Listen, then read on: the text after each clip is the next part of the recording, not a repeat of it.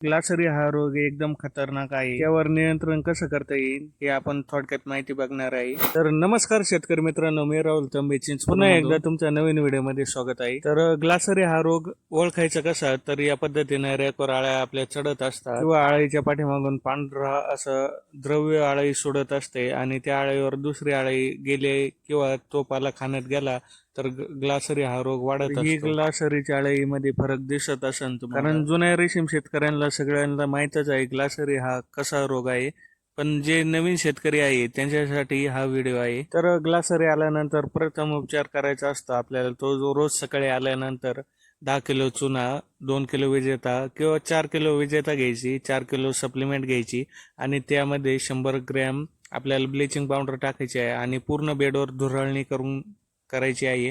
धुराळणी ज्या वेळेस करायची की त्यावेळेस आपल्या बेडवर पाला नसेल. रोजच या पावडर यांचा आपण वापर करायचा आहे, कारण निदान नाही 100% तर 50% बॅच आपल्या हातात येईल. त्यानंतर पावडरची धुराळणी केल्यानंतर आपल्याला फिडिंग करायची आहे. फिडिंग केल्यानंतर पण पाल्यावर आळे लवकर येते. ग्लासरीची जी आळे असते ती पाल्यावर लगेच येते आणि ती आपण वेचून घ्यायची असते. ग्लासरीची आळे ही लवकर लक्षात येते कारण ती सतत चालत असते.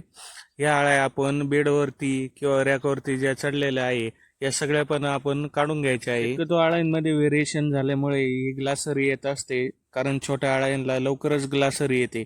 त्यामुळे छोट्या आळ्यापासून मोठ्या आळ्यांना हा रोग लवकर लागू होतो. त्यामुळे रोज सकाळी या पावडरांचा वापर करायचा. या पावडरांची धुराळणी केल्यानंतर या ग्लासरीच्या ज्या आळ्या असतात या ऑटोमॅटिकली बेडच्या बाहेर पडत असतात आणि त्या सगळ्या आळ्या आपण परत बेडवर टाकायचे नाही. या सगळ्या आळ्या आपण वेचून एका खड्ड्यात पुरायच्या किंवा लांब नेऊन आपण त्या पेटून द्यायच्या. ग्लासरी चौथा उपास उठल्यानंतर शक्यतो कळून येते.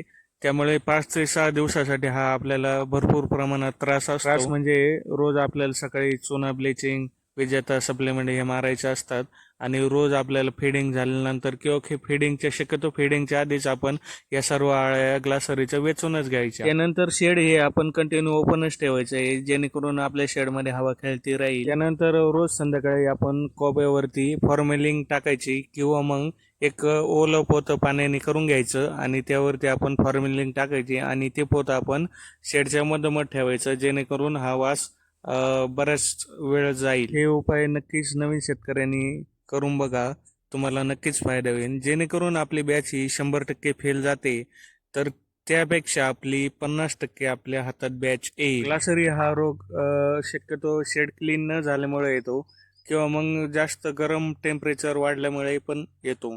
आणि व्हेरिएशनमध्ये जर आपल्या आळ्या पहिल्या किंवा दुसऱ्या उपासामध्ये व्हेरिएशनच्या ज्या आळ्या असतात त्यांना हा रोग लवकरच येतो. तर व्हेरिएशनच्या आळ्या आपण शक्यतो तिसरा किंवा चौथा उपास ओढल्यानंतर या छोट्या छोट्या बारीक आळ्या असतात त्या आपण पूर्णपणे बेडमधूनच काढून ग्लासरी हा रोग आल्यानंतर जवळपास आपल्या 10%, 20%, 50% आहे पर्यंत आळ्यांची संख्या ही आपली कमीच होऊन जाते, कारण त्या आळ्या पूर्णपणे होऊन जातात. एकदा बॅच सुरू असताना ग्लासरी आली तर ती एक ग्लासरी आपल्याला फक्त कंट्रोल करता येते, पूर्णपणे नष्ट होत नाही. तर अजून तुम्हाला ग्लासरी विषयी जर माहिती पाहिजे असेल तर मला कमेंटमध्ये सांगा.